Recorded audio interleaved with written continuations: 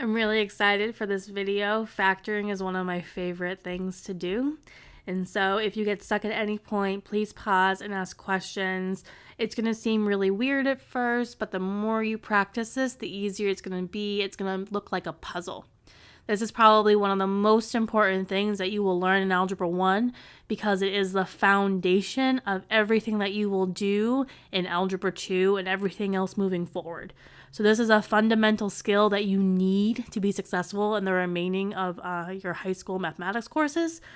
You won't do a whole lot of factoring in geometry, but in Algebra 2, everything is based off your ability to be able to do this. So take a deep breath, relax, it will be okay. I'm going to show you a method that's going to work every time, and it's going to be like finding a puzzle. So, factoring is the reverse of multiplying. To factor an expression means to write an equivalent expression that has a product of two or more factors. This right here, my friends, are your steps for using the area model for factoring. Whenever you get stuck, I want you to look back at these 9 steps. There are so many different methods out there for factoring. I'm showing you the area model because it works every single time. There are lots of other methods, but they don't always work. And then you would have to memorize, oh, I can use this one for this, and this one for that, and this one for this. I want to make it as easy as possible for you. And so we're going to use the area model because it works every time, no matter what. So instead of going over these 9 steps with you, I'm going to show you them because it kind of seems like a lot when it's written like this, but I promise you it's not that bad. Let's look at this example. We said it says factor x squared plus 9x plus 18. Your first step is to always look for a GCF. With these 3 terms, there's no GCF other than 1. So there's no GCF. So we can move on to step 2. Step 2 says you take your first term and you put it in the first box. Step 3 is you take your last term and you put it in the last box. Every time. This term will go here. This term will go here. Every time. You always need to multiply your first number by your last number.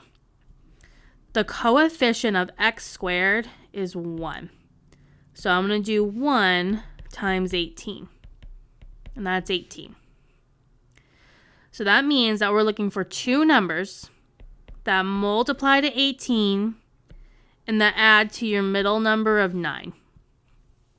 So you're always going to multiply to whatever your first number times your last number is.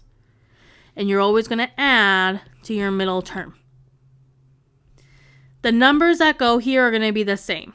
So we're looking for 2 numbers that multiply to 18 and that also add to 9. This is probably the hardest part of the process. And what I do is I just list out my factors. So my factors of 18 are 1 times 18, 2 times 9, and 3 times 6. If you were to add any of these together, would they give you 9? Yeah. 3 and 6. 3 times 6 is 18, and 3 plus 6 is 9. These are the numbers that are going to go in these boxes. Order does not matter here. You could put the 3 here, or you could put the 3 here. You will get the same answer in the end. So I'm going to put my 3 in this box and my 6 in the bottom one. Again, it does not matter. Because my middle term has an x, both of these get an x. Now what we are doing is we are looking for the greatest common factor in each row and in each column. So, let's look at the top row. What is the greatest common factor of these 2 boxes? What do they have in common? X. What is the greatest common factor in these bottom 2 boxes? 6. What is the greatest common factor of our left two boxes? X. And then what is the greatest common factor of our right two boxes? 3. The wonderful thing about factoring is that you can check your work every single time. Back in Unit 1, I showed you how to multiply binomials using the area model. Look what we have here. A beautiful area model. Let's check our work. Is x times x squared? Yes, it is. Is x times 3, 3x? Yep. Is 6 times x 6x? Yes. Is 6 times 3, 18? Yes. So we have factored correctly. Our factors are these binomials outside of our area model. So my answer is x plus 6 times x plus 3. These are your factors. If you multiply these binomials together, you would get this original problem. Order does not matter here. You could have also have written your answer as x plus 3 times x plus 6. It is the same thing. Now, you might feel a little bit overwhelmed after just seeing one of these, but we're going to do some practice problems. It's going to be okay. It's the same exact process every single time. As you have questions, please pause this video and ask me for help. Let's try example 1. We're going to do the same process all over again. First step, look for greatest common factor. The only thing that all three of these terms have in common is 1, so we say that there is no GCF. But we want to look every time. The next thing I'm going to do is I'm going to draw a box. First term goes in the first box, last term goes in the last box. You always need to multiply your first number by your last number. The coefficient of x squared is 1. So I need to multiply 1 by 6. 1 times 6 is 6. So here I'm looking for factors of 6 that add to my middle number of 5. So let's see. Factors of 6 are 1 times 6 and 2 times 3. Which pair will add to 5? 2 and 3. Because 2 times 3 is 6 and 2 plus 3 is 5. These are the numbers that are going to go in these boxes. Order does not matter here. So I'm going to have 2 and 3. Because my middle term has an x, both of these get an x. Next, we're going to look for the greatest common factor of each row and of each column. The greatest common factor of my top row is x. The greatest common factor of the bottom row is 3. The greatest common factor of the left column is x. And the greatest common factor of the right column is 2. The wonderful thing about factoring is that we can check our work and know right away if we have the correct answer. So let's check. X times x is x squared. That works. X times 2 is 2x. 3 times x is 3x. And 3 times 2 is 6. We have done everything correctly. So our answer is x plus 3 times x plus 2. Again, you could have your factors switched. You could have written it as x plus 2 times x plus 3. The commutative property says that it is the same thing. So you could have these switched, and that is more than okay. Let's look at example 2. The first thing that we are going to do is we are going to look for greatest common factor. and there is not one here, so I am going to go straight to the area model. First term goes in the first box, last term goes in the last box. You always need to multiply your first number by your last number. 1 times -10 is -10. So here I'm looking for factors of -10 that add to my middle term of 3. Don't worry about the minus sign just yet. Let's just look at the factors of 10. The factors of 10 are 1 times 10 and 2 times 5. If I made one of these numbers negative, could I get a positive 3 when I add them together? Yeah, with 2 and 5. Here, if 2 is negative, then -2 times 5 is -10, and -2 plus 5 is positive 3.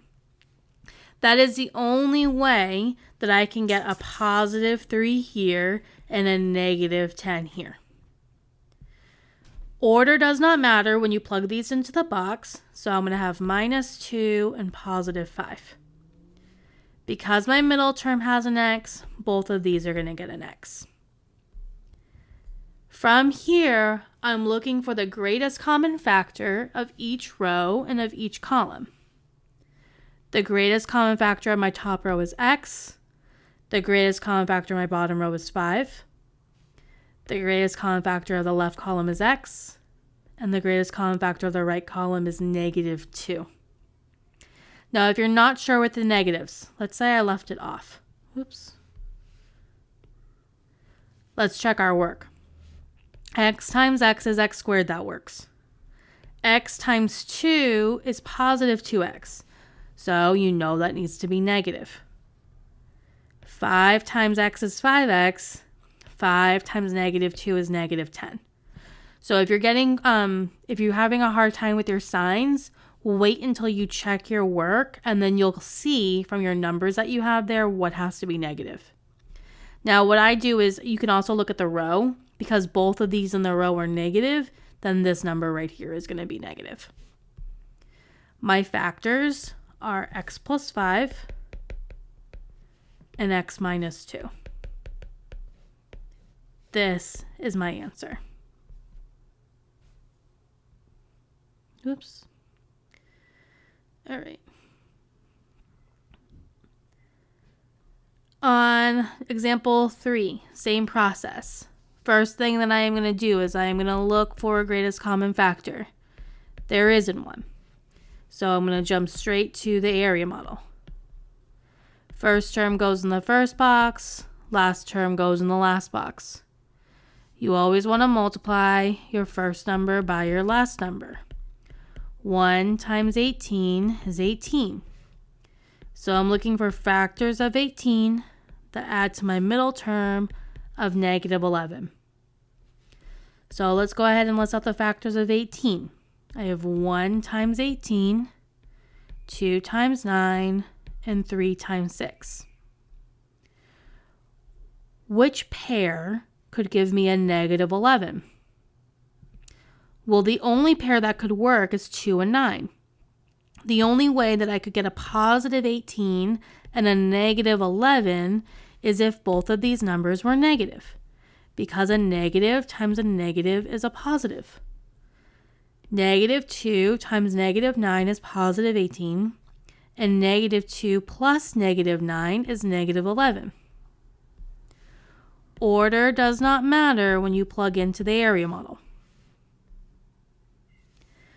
The greatest common factor of the top row is x. The greatest common factor of the bottom row is 9. The greatest common factor of the left column is x. And the greatest common factor of the right column is 2. The wonderful thing about factoring is that you can check your work. X times x is x squared. Is x times 2 -2x? No. So I would need to have a negative sign there. Is 9 times x -9x? No. So this 9 would need to be negative. Is negative 9 times negative 2 positive 18? Yes. When these two boxes are negative and this box is positive, then both of your factors will have negative constants. So my factors are x minus 9 and x minus 2. This is my answer. Let's try the same thing with example 4. On example 4, there is no GCF, but you always want to check for one first. Then I'm going to go straight to the area model. First term goes in the first box, last term goes in the last box. You always need to multiply your first number by your last number. 2 times 3 is 6. So that means that I'm looking for factors of 6 that add to 5. Well, two numbers that multiply to 6 and that add to 5 are 2 and 3. Those are going to be the numbers that go in the empty spaces of my area model. Next, I'm going to find the greatest common factor of each row and of each column. The greatest common factor of my top row is x. The only thing that 3x and 2 have in common is 1. The greatest common factor of 3x squared and 3x is 3x. And the greatest common factor of 2x and 2 is 2. Let's check our work. X times 3x is 3x squared. X times 2 is 2x. 1 times 3x is 3x. 1 times 2 is 2. So my factors are x plus 1 times 3x plus 2. Again, you could have these factors reversed and it would be the same answer. So 3x plus 2 times x plus 1. On example 5, your first step is to look for a GCF. We do not have one. So I'm going to go straight to the area model. First term goes in the first box, last term goes in the last box. You always want to multiply your first number by your last number. 1 times negative 14 is negative 14. So I'm looking for factors of negative 14 that add to my middle number of negative 5. This is the hardest part of factoring. So if you're getting stuck, that's okay. List out your factors of 14. The numbers that multiply to 14 are 1 times 14 and 2 times 7. Which pair is going to work here? 2 and 7. So now that you know what pair is going to work, you need to figure out, how do I get a negative 5? Well, the only way you can get a negative 5 with 2 and 7 is if the 7 is negative. Negative 7 times positive 2 is negative 14. And negative 7 plus 2 is negative 5.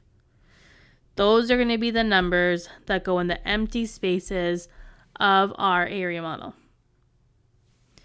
The greatest common factor of the top row is x. The greatest common factor of the bottom row is 2. The greatest common factor of the left side is x. And the greatest common factor of the right side is negative 7. Let's check our work.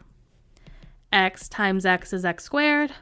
X times negative 7 is negative 7x. 2 times x is 2x. And 2 times negative 7 is negative 14. So my factors are x plus 2 times x minus 7. This is my answer. Let's do the same thing for the last example. On this last example, we're going to begin by looking for a GCF, and there is not one. I'm going to go ahead and draw the area model. First term goes in the first box, last term goes in the last box. You always want to multiply your first number by your last number. So this means that I'm looking for factors of negative 24 that add to my middle number of positive 5. This is the hardest part of this process. So what I do is I write down all the factors of 24. Those factors are 1 and 24, 2 times 12, 3 times 8, and 4 times 6. Which pair are we going to use here? 3 and 8. If we use 3 and 8, the only way to get a negative 24 when multiplying and a positive 5 when adding is if we have negative 3 and positive 8. Negative 3 times 8 is negative 24. Negative 3 plus 8 is positive 5. Those are going to be the numbers that go in the empty spaces of our area model. The greatest common factor of our top row is x. The greatest common factor of the bottom row is 4. The greatest common factor of the left column is 2x. And the greatest common factor of the right column is negative 3. X times 2x is 2x squared. X times negative 3 is negative 3x. 4 times 2x is 8x. And 4 times negative 3 is negative 12. So your answer is x plus 4 times 2x minus 3.